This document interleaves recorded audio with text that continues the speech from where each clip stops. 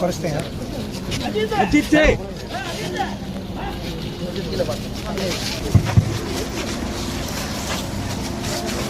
Sir போடுங்க கையே கொஞ்சம் உள்ள சார்.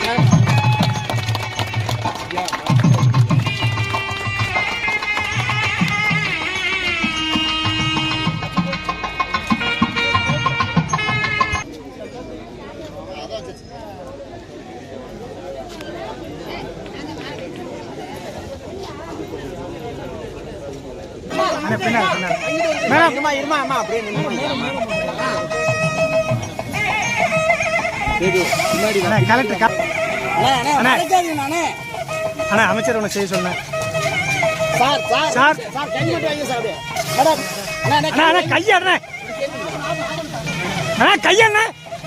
கைய உள்ள விடாத.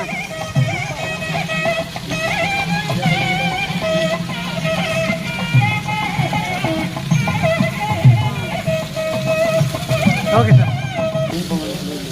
சார் வீல் போகிறதே இருக்காங்க.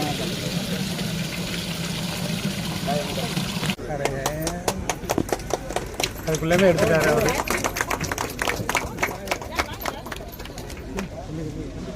சார் அப்படி இங்கே பாருங்க சார். அமைச்சர் சார் ஓகே பேராட்சி மன்ற உறுப்பினர்கள், பேராட்சி பகுதி பொதுமக்கள், பத்திரிகை நண்பர்கள் அனைவரையும் பேராட்சி நிர்வாகத்தின் சார்பில் வருக வருக என்று வரவேற்கிறேன். இந்த அவர்களுக்கு உங்கள் அனைவரின் சார்பிலும் பேராட்சி நிர்வாகத்தின் சார்பில் நன்றியை தெரிவித்துக் கொள்கிறேன். நன்றி, வணக்கம். இந்த பேரூராட்சியை பொறுத்தவரைக்கும் கடந்த 5 ஆண்டுகளில் நம்மளோட மாண்பு முதல்வர் அவர்கள் கிட்டத்தட்ட புதுக்கோட்டை மாவட்டத்துக்கு 210 கோடி அளவிலான மதிப்பீட்டிலான பல்வேறு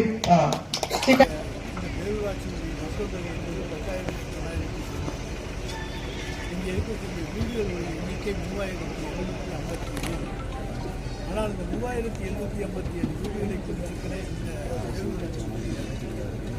இன்றைக்கு 10.41 திட்டம்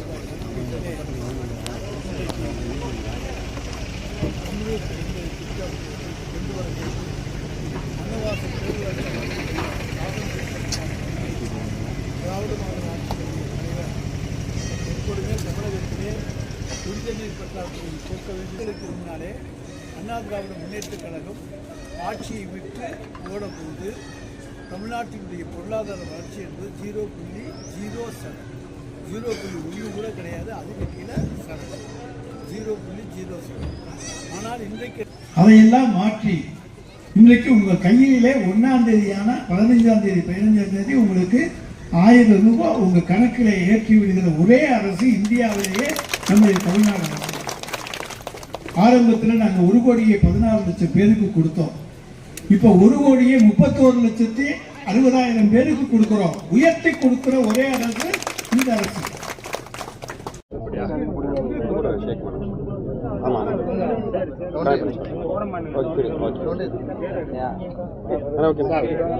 கடந்த 5 வருஷம் சட்டசபை முடிஞ்சு அடுத்த எலெக்ஷன் முடிஞ்சு அடுத்த சட்டசபை தான் இருக்குது. சட்டசபை இதில் வந்து நீங்கள் வந்து நீண்ட அனுபவம் கொண்ட அமைச்சர் ஒருவர். இந்த சட்டமன்ற கூட்டத்தொடர் சட்டமன்றம் முழுவதுமே 5 வருஷமாக எப்படி நடந்தது நம்ம வந்து எதிர்பார்ப்போம். இந்த 5 ஆண்டுகளிலே வரலாற்று சிறப்புமிக்க சட்டமன்றமாக நம்முடைய சட்டமன்றம் நடந்திருக்கிறது. பல்வேறு புதிய அறிவிப்புகள் இந்த சட்டமன்றத்திலே தரப்பட்டிருக்கின்றது. இந்த சட்டமன்றம் என்பது இன்றைக்கு தமிழ்நாட்டு மக்களுக்கு கிடைத்திருக்கிற ஒரு வரப்பிரசாதமாக அமைந்திருக்கிறது.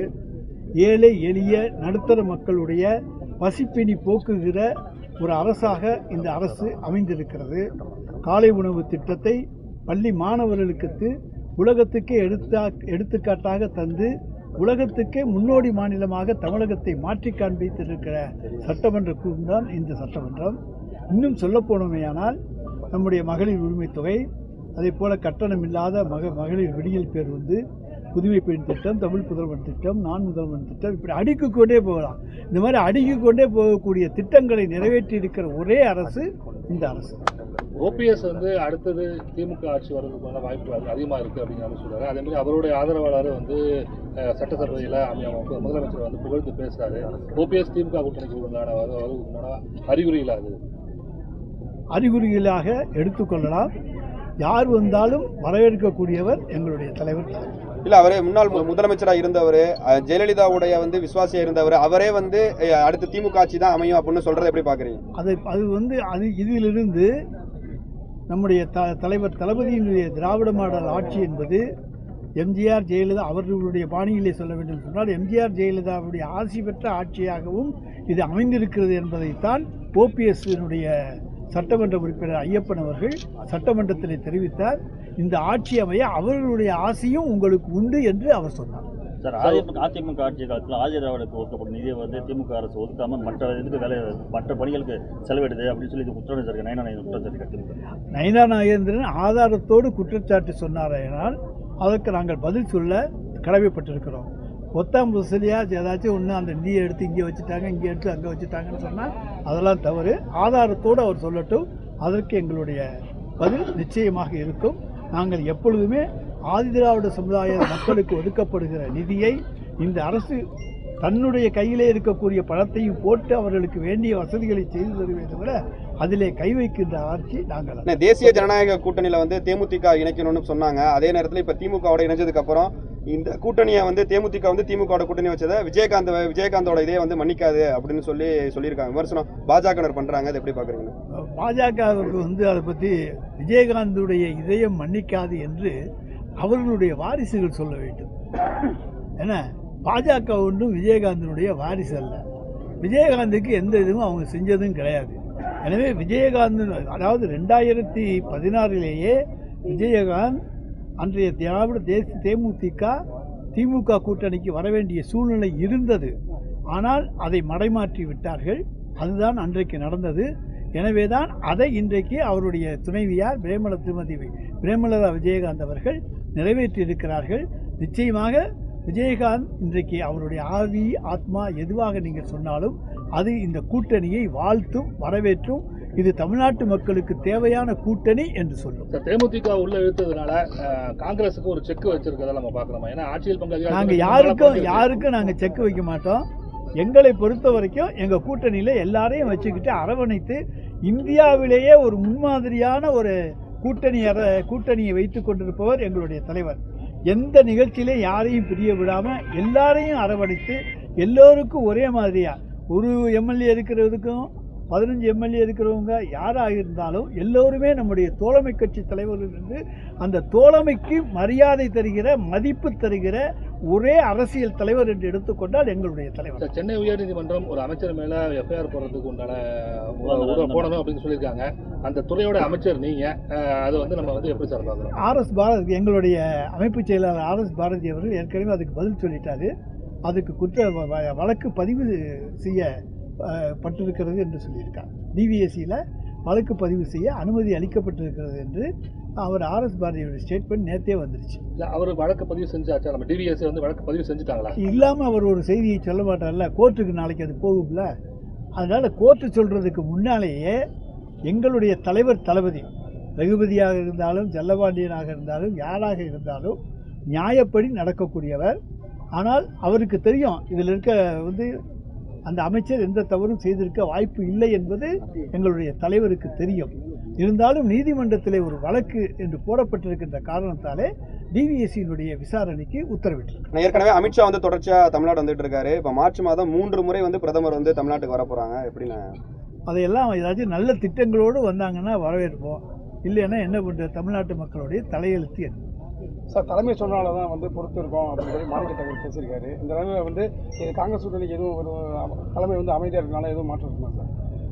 நான் தான் சொல்கிறேன், நாங்கள் எங்கள் கூட்டணியில் கூடத்தான் சேர்த்து இருக்கோமே தவிர குறைக்க மாட்டோம். யாரையும் கட் பண்ணி விடுகிற அல்லது அவர்களை வந்து எங்கள்கிட்ட இருந்து போங்கன்னு சொல்லுகிற பழக்கம் திராவிட முன்னேற்ற கழகத்துக்கோ எங்கள் தலைவர் தளபதிக்கோ கிடையாது. நாங்கள் யார் வந்தாலும் அரவணைத்து அவர்களை எப்படி கொண்டு செல்வது என்பதுதான் பார்ப்போமே தவிர யாரையும் கட் பண்ணி விட மாட்டோம். காங்கிரஸை நாங்கள் இணைத்து கொள்ளுதோம். நேற்றைய கூட செல்வ பெருந்தகை அவர்கள் காங்கிரஸ் கட்சி தலைவர் எங்களுடைய தலைவரை சட்டமன்றத்திலேயே வசந்த மண்டபத்தில் சந்தித்து பேசியிருக்கிறார். எனவே நிச்சயமாக நாங்கள் சொல்கிறோம், எந்த கட்சி எல்லா கட்சியும் எங்களுக்கு ஒன்றுதான், எல்லோரையும் தோழமையுடன் நடத்துவோம், எல்லோருக்குமான ஆட்சியாகத்தான் இந்த ஆட்சி இருக்கு. சார், ஏற்கனவே திமுக கூட்டணியில் பல்வேறு கட்சிகள் இருக்கு, அவங்களுக்கே சீட்டு அலோகேட் பண்ண முடியாமல் நம்ம வந்து அவங்க திமுக போட்டியிடுற சீட்டை குறைக்கக்கூடிய சூழ்நிலை இருக்கு. இந்த நிலையில வந்து தேமுதிகவையோ ஓபிஎஸ்ஐயோ உள்ள கொண்டு வந்தோம் அப்படின்னாக்க திமுக இன்னும் குறைக்கிறதுக்கு உண்டான எங்கள் தலைவரின் சாணக்கியத்தனத்தை அதிலே ஃபேக்டர்ங்கிற ஒரு காரணத்தினால தலைவர் எங்கள் தலைவருடைய சாணக்கியத்தனத்தை அதிலே பாருங்க. இல்ல விஜயோட ஃபேக்டர் இருக்கிறதுனால சார் அது ஒரு பொருட்டே கிடையாது. 3வது இடத்துல இருக்க ஆளுகளை பற்றியெல்லாம் நாங்கள் பேசுறது கிடையாது. நீங்கள் வந்து அது ஒரு பொருட்டே கிடையாது. இது எங்கள் தலைவருடைய ராஜதந்திரம், சாணக்கியத்தனம். இன்றைக்கு இந்திய அரசியலிலே ஒரு சிறப்பாக காய்களை நகர்த்தி கொண்டு செல்கிற ஒரு அரசியல் தலைவர் என்கின்ற பெயரை இன்றைக்கு பல வடநாட்டு தலைவர்களிடத்திலும் பெற்றிருக்கிற ஒரு அரசியல் தலைவர் தென்னாட்டில் இருக்கிறார், தமிழ்நாட்டில் இருக்கிறார் சொன்னால் அது நம்முடைய மாண்புமிகு தமிழ்நாடு முதலமைச்சர் தான். அவருக்கு தான் அந்த பெருமை. ஆனால் ஏற்கனவே 200 வந்து நம்ம இலக்கு நிர்ணயிச்சோம். இப்போ வந்து தேமுதிக புதிய கட்சியில் வரனால இந்த இலக்கு வந்து இன்னும் அதிகரிக்கும். கூட்டணி இலக்கு தான் 200. நாங்கள் தனித்த இலக்கு 200 சொல்ல, எங்கள் கூட்டணிக்கு 200. அது இன்னும் வந்து கூடத்தான் செய்யுமே தவிர குறையாது. இதுவரையும் தமிழக தேர்தல் எல்லாத்துலயுமே திமுக அதிமுக அப்படிதான் போட்டி நடந்திருக்கு. இந்த தேர்தலும் அப்படிதான் இருக்குன்னு பாக்குறீங்க. விஜய் வந்திருக்காரு, நாம் தமிழர் கட்சி ஒரு யார் வந்தாலும் நாங்கள் எங்களுக்கு எல்லாரையும் சமநிலையில் தான் பார்ப்போம். ஆனால் எங்களை பொறுத்த வரைக்கும் வெற்றி கோட்டை நெருங்கி கொண்டிருக்கிற ஒரு கூட்டணி எங்களுடைய கூட்டணி. நிச்சயமாக 200 இடங்களை பெறுகின்றதில் எந்த விதமான சந்தேகமும் கிடையாது. பல சர்வேக்கள் அதனுடைய ரிசல்ட்டை தந்திருக்கின்றன. பல தொகுதிகளிலும் பல்வேறு விதமான சர்வேக்கள் எடுக்கப்பட்டிருக்கின்றன. எல்லாவற்றிலுமே எங்களுக்கு சாதகமான பதில் தான் கிடைத்திருக்கிறது. அது தலைவர் தளபதியினுடைய ஆட்சிக்கு கிடைத்திருக்கிற சிறப்பு. கடந்த காலங்களில் நம்ம சர்வேயை வந்து ஒரு பொருட்டா மதிக்க மாட்டோம் அப்படிங்கிற மாதிரி நம்ம வந்து சொல்லிக்கிட்டு இருந்தோம். இப்போ இந்த காலகட்டத்தில் சர்வே எல்லா அமைச்சர்களுமே வந்து சர்வேயில் சொல்லுது அப்படிங்கிற மாதிரி நம்ம சொல்றோம். நாங்கள் வந்து சர்வேயை பொருட்டா எடுத்துக்கிறது கிடையாது. எங்களுடைய உழைப்பை தான் பொருட்டா எடுத்துக்குவோம். இருந்தாலும் பார்க்கணும்ல, என்ன இருக்கு, எப்படி ஒரு டெஸ்ட் பண்ணி பார்க்கணும்ல, அதைத்தான் பார்த்துருக்கிறோம். எங்களுடைய உழைப்பின் மீது நம்பிக்கை இருக்குது. நாங்கள் 5 வருஷம் கஷ்டப்பட்டிருக்கோம். இரவு பகலாக இந்த அமைச்சர்களும் இந்த சட்டமன்ற உறுப்பினர்களும் இந்த கழகத்தினுடைய மாவட்ட செயலாளர் ஒன்றிய செயலாளர்களும் பாடுபட்டிருப்பதைப் போல இந்த 5 ஆண்டு காலத்தை போல எந்த காலத்தில் அவங்க யாருமே கஷ்டப்பட்டு போராடி இருக்க மாட்டாங்க. ஒவ்வொரு வாக்காளரையும் இதுவரைக்கும் 2லேருந்து 3 தடவை சந்திச்சிட்டோம். இந்த தேர்தலுக்கு ஒரு வாக்காளரை 2லிருந்து 3 முறை சந்தித்திருக்கிறோம். இப்படிப்பட்ட நிகழ்வுகள் 1952லேருந்து இன்னைய வரைக்கும் எந்த தேர்தலையும் கிடையாது. எனவே அப்படிப்பட்ட ஒரு புதிய உருவாக்கி இருக்கிற ஒரு வித்தியாசமான தேர்தல் அணுகுமுறையை உருவாக்கி இருக்கிற கூட்டணி தான் திமுக கூட்டணி. இடைக்கால பட்ஜெட்ல எந்த ஒரு சலுகையும் மக்களுக்கு இல்ல, வெற்று அறிவிப்புன்னு அண்ணாமலை விமர்சனம். இடைக்கால பட்ஜெட்ல சலுகைகள் அறிவிப்பது பழக்கம் இல்லை. எனவே தான் நாங்கள் வந்து புதிய அறிவிப்புகளை தரவில்லை. எந்தெந்த புதிய அறிவிப்பு தர வேண்டுமோ அதற்கெல்லாம் நிதி ஒதுக்கி இருக்கிறோம். வேண்டிய அளவு அள்ளி தருவோம்.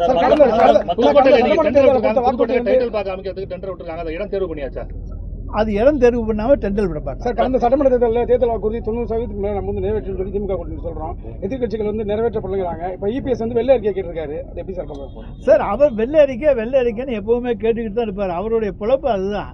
எதிர்கட்சி தலைவர் வெள்ளை அறிக்கை கேட்காம இருக்க முடியாது. ஆனால் நாங்கள் வந்து முக்கியமான எல்லா கோரிக்கையும் 90% நிறைவேற்றிட்டோம். சாதாரண 1-2 பாயிண்ட்ஸ் இருக்கும். அதை வந்து எல்லாமே நிறைவேற்ற முடியாது. அதை அப்புறம் பார்த்துக்கலாம். பெரிய திட்டங்கள் பூரா நிறைவேற்றில சார். 5000 கொடுத்துருக்கீங்க. கோடைக்கால நிதி சிறப்பு 2000 கொடுத்துருக்கீங்க. மகளிர் உரிமை தொகை போடுறதுக்கு மட்டும் தான் இருக்காங்க. மற்ற பெண்கள் நாங்களே பெண்கள் இல்லையான்னு ஒரு கேள்வி எழுப்புறாங்க.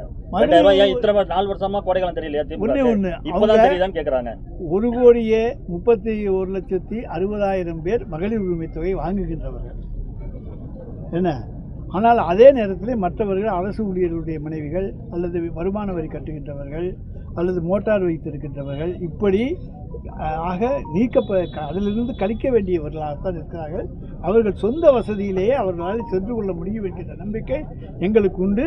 தேவைப்பட்டால் அதற்கும் ஏதாவது யோசனை செய்வோம். வெயில் அதிகமாக இருக்கும். இந்த வருஷம் வெயில் அதிகம். எல்லாத்துக்கும்